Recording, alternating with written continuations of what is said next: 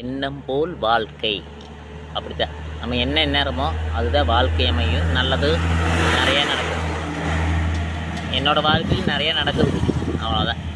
இப்போ பார்த்திங்கன்னா இயற்கையாகவே நம்மளுக்கு பார்த்திங்கன்னா யார் என்னோடய ஃபாலோவர்ஸ் இருக்கிறாங்களோ அவங்க மட்டும் கமெண்ட் பண்ணுற மாதிரி என்னோடய மெசேஜ் செட்டிங் இருக்குதாம்மா.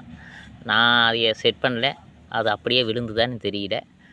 எண்ணம் போல் வாழ்க்கை அதுவும் நல்லது. ஃபாலோ பண்ணுறீங்க, நம்மளை புரிஞ்சுட்டு கமெண்ட் பண்ணால் போதும். மற்றவங்களெல்லாம் கமெண்ட் எதுக்கு பண்ணுறாங்க? தேவையில்லை. நம்மளுக்கு தேவையில்லாத மண்டை குடைச்சிடும், தேவையில்லாத விஷயந்தான். ஒரு விதத்தில் எனக்கு நல்லது. ரீச் ஆகுதா? ரீச் ஆகு, நல்லதுன்னா புரிஞ்சால் ரீச் ஆகுது. புரியாமல் ரீச் ஆகுறது, புரியாத ஷேர் ஆகிறது நமக்கு ஒருபோதும் ஆகாது. அது வெட்டி அது ரீச் ஆகிறதுக்கு வாய்ப்பில்லை. வாய்ப்பு தேவைப்படுபவர்கள், எனக்கு இங்கே தேவைப்படுபவர்கள் கண்டிப்பாக அழைப்பாங்க. அது வரைக்கும் வெயிட்டிங். நன்றி.